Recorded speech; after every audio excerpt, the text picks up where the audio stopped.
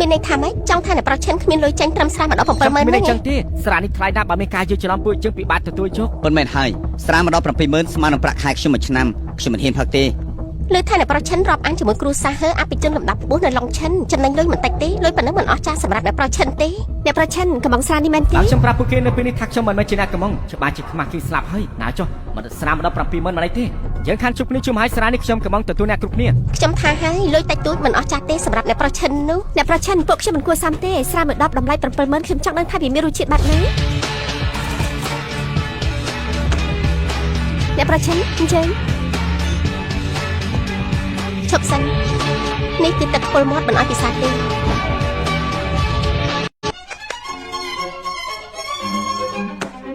េលោកជាភ្ញៀវពិសេសក្នុងសន្តាគារយើងខ្ញុំម៉ានីតុន88000នេះទើបស័ក្តិសមនឹងលោក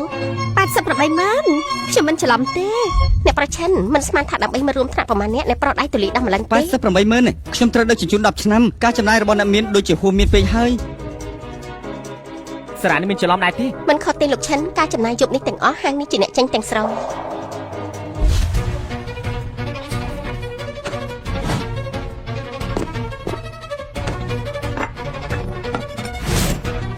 គម្រោងបាខ្ញុំមកគ្រូសាស្ត្របានសម្រេចហើយមើលទៅត្រាស់ឲ្យច្បាស់ជាងចឹងឲ្យទៅរកស៊ីជាមួយនឹងគ្រូសាស្ត្រគ្រូសាស្ត្រឈិនប្រកាសជាមានបានគេមានសមត្ថភាពយ៉ាងនេះច្បាស់ជាអាចនាំខ្ញុំរកបាន10លានគឺថាអ្នកប្រឆាំងពួកយើងនិយាយគ្នាពីរឿង project ទៅឈិនឈីកុំស្មានថាជាមិត្តរួមថ្នាក់ចេះតែចង់តំណែងតំណងអសោះមិនក៏មិននោមឆ្លងខ្លួនឯងផងជាអ្នកដឹកជញ្ជូនហ៊ាននិយាយ project ផងឬមកចង់មកដាច់ដឹកឲ្យអ្នកប្រឆាំងរហូតមិនលាក់បាំងទេម្ដាយក្មេងរបស់ខ្ញុំឲ្យខ្ញុំរលួយ10លានត្រឹមតែពេល3ថ្ងៃប៉ុណ្ណោះទើបព្រមលើកូនស្រីឲ្យខ្ញុំគិតថាអ្នកប្រឆាំងមានផ្លូវរស់ស៊ីច្រើនទើបឲ្យខ្ញុំជួយបាត់ថាមានពិតមែនតែថាមើលកន្លែងខ្វះអ្នកជាមទ្វាសុំថ្ងៃណាឯងអ្នកប្រឆាំងកុំលេងសាយនឹងខ្ញុំអីខ្ញុំត្រូវការ10លានបញ្ញាំណាសហការជាមួយគ្រូសាស្ត្រឈិនខ្ញុំត្រូវមានលុយមានអំណាចឯងក្រៅពីណាដឹកជញ្ជូនអីវ៉ាន់ចេះស្អីទៀតតែក្នុងទូរស័ព្ទឯងប្រាប់ថាចង់ណែនាំខ្ញុំរលួយបានច្រើនឯងដឹកជញ្ជូនអីវ៉ាន់មួយខែបាន5000ធ្វើសិនសក់នៅកន្លែងខ្ញុំបាន8000ខ្ញុំទុកឯងគឺជាបងប្អូនឯងលេងសាយនឹងខ្ញុំហ៎ឯងទើបទៅមើលដឹងហ៎ច្រើនឆ្នាំកន្លងផុតទៅហើយលោកនៅតែល្ងងដដែលចង់បានន័យថាម៉េចឬលោកយកថាអ្នកប្រឆាំងចាប់ទុកលោកជាមិត្តភក្តិលោកគ្រាន់តែជាទូកំប្លែងអ្នកប្រឆាំងលេងជាមួយពេលអត់សិនចាយមិនចង់ជួយខ្ញុំទេហាក់ខ្ញុំមកទីនេះធ្វើអីទៅមកទីនេះចង់ប្រាប់ឯងថ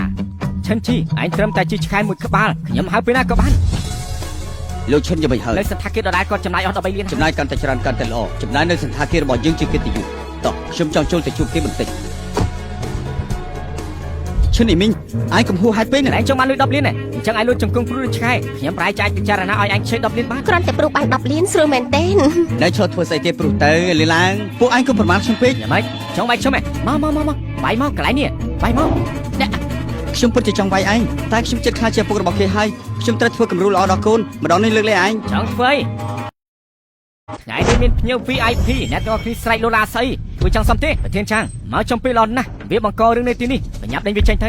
ឈិនឈីបើថ្ងៃនេះទៅមិនរួចទេថយចេញទៅកោឈិនស្លាប់មិនដូចឈ្មោះរួមមិនប្រដូតកូលឈិនឈីនេះជួយឈិនប្រាប់ថាក្នុងហាងមានតកោឈិនម្នាក់ភ្ញៀវ VIP ឬមកក៏ជាគីប្រធានចាងនៅឈរដល់ណាទៀតឆាប់ដេញចេញទៅអាយ៉ាសួស្ដីលោកឈិនខ្ញុំប្រធានចាងនៅទីនេះ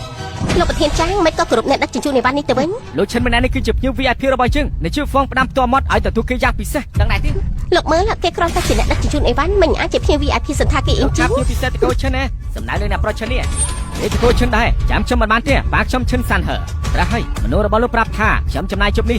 ថាគឺជាអ្នករ៉ាប់រងត្រឹមតែជាអ្នកដឹកជញ្ជូនអីវ៉ាន់ហ៊ានឆ្លួចជាមួយអ្នកប្រុសឈិននេះពួកឯងឆាប់អូខេចាញ់ទៅអាឡូលោកឈិនខ្ញុំជាតកែរបស់អ៊ីនជីតកោហ្វុងលោកនៅសន្តាគារទេខ្ញុំនៅ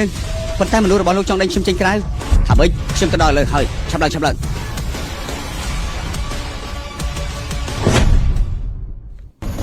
ចាំម៉េចហើយគេមកជួយឲ្យមែនទេឬមួយឲ្យអ្នកដឹកជញ្ជូនអីវ៉ាន់ដូចគ្នានោះគេបែងចែកឋានៈក្រៅពីអ្នកដឹកជញ្ជូនអីវ៉ាន់មានអ្នកហ៊ានជួយគេទៅខ្ញុ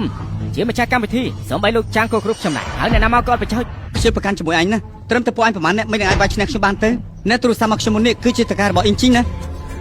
ប្តីផ្ដាខ្ញុំអាចនិយាយថាឈីងសើហួងវេលុយខ្ញុំផងឥឡូវណាមកនិយាយស្ដីគិតផងទៅថាកែខ្ញុំនេះតើតែអ្នកមានឋានៈខ្ពស់ទើបគាត់ខលរកឯងត្រឹមជាអ្នកដឹកអីវ៉ាន់តែសំដែរទេហ៎មែនហើយហ៊ានបន្លំឈ្មោះថាកែសន្តាគារមានទោសមួយកម្រិតឈិនជីយកដល់ជប់នេះឲ្យនាំការសบายផ្លាយឲ្យខ្ញុំឲ្យតែលុតជង្គង់សុំទុកខ្ញុំការងារជាធ្វើការដ្ឋានខ្ញុំទុកឲ្យឯងដដែលទោះបីជាឯងលុតជង្គង់វល់ខ្ញុំក៏ខ្ញុំមិនភ័យទោះឯងដែរ លោកប្រធានចាំងខ្ញុំជាភ្ញៀវ VIP ទីនេះអ្នកណាឆ្លើយដាក់ភ្ញៀវ VIP គួរចាត់ចែងបែបណាអាឡិតឯមានជំរឿពីរទីមួយលោកចង្គង់សុំទោសលោកឈិនរួចហើយក៏វាចេញក្រៅទីពីរខ្ញុំនឹងឲ្យសុនទៅសុកនាំឯងចេញទៅក្រៅភ្លាមណា ចុះមកខ្ញុំមកធ្វើតាម អញ្ចឹងមានតែខ្ញុំឲ្យមនុស្សនាំឯងចេញទៅក្រៅហើយពួកឯងចាត់ការ ពួកឯងថ្លឹងធំមែន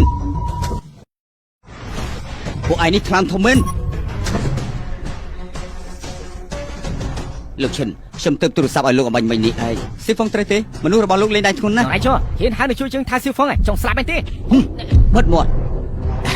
លោកឈិនលោកជាភ្ញៀវ VIP នៅក្នុងសន្តាគារការចំណាយទាំងអស់គឺពួកយើងជាអ្នករ៉ាប់រងរីករាយជាបន្តចោះទុកឲ្យខ្ញុំទទួលខុសត្រូវដោយផ្ទាល់ប៉ុន្តែស៊ីហ្វុងខ្ញុំមិនមែនសមាជិកសន្តាគារទេមានរឿងអីកើតឡើងទៅអូគឺអញ្ចេះទេសន្តាគាររបស់យើងមានកម្មវិធីអតិថិជនទី 10000 ខ្លាយជាអតិថិជន VIP ការចំណាយរួមទាំងអស់គឺសន្តាគារយើងជាអ្នកទទួលខុសត្រូវហើយចំណាយឲ្យលោកគឺជាអតិថិជនដែលមានសំណាងហើយ